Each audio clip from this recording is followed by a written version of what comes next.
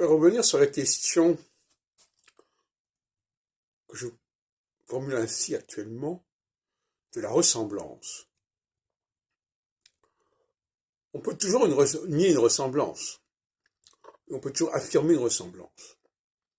C'est pour ça que je préfère parler d'épistémologie de la ressemblance, c'est-à-dire savoir à quel moment, à quel seuil peut-on parler de ressemblance ou de dissemblance, dans un autre sens.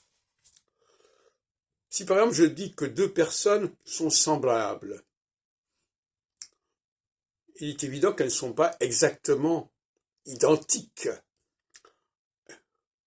Elles ont quelque chose en commun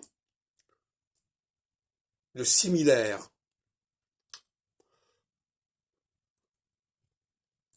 Si je dis par exemple que deux périodes sont semblables, c'est une question beaucoup plus intéressante pour l'astrologie.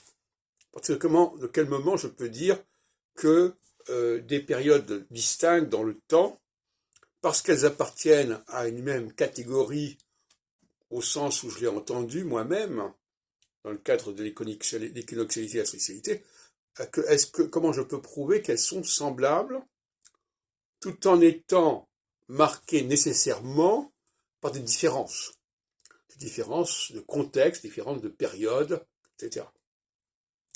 Et c'est là qu'il y a un débat sur la falsifiabilité, comme dirait Popper.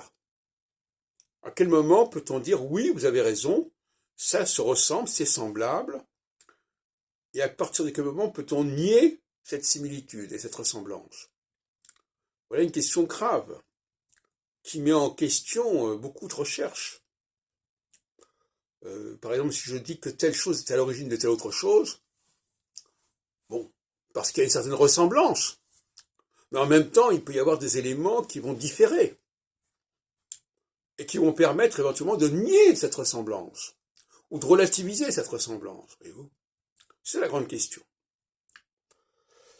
Par ailleurs, il est évident que on ne peut pas s'attendre à une similitude absolue. Si je prends deux objets qui sont fabriqués de la même façon, par exemple deux verres qui sont d'un même ensemble, là nous aurons une similitude quasiment absolue. Bon. Mais il est évident qu'on ne peut pas se contenter de ce genre de similitude. Il faut des similitudes approximatives, des quasi-similitudes.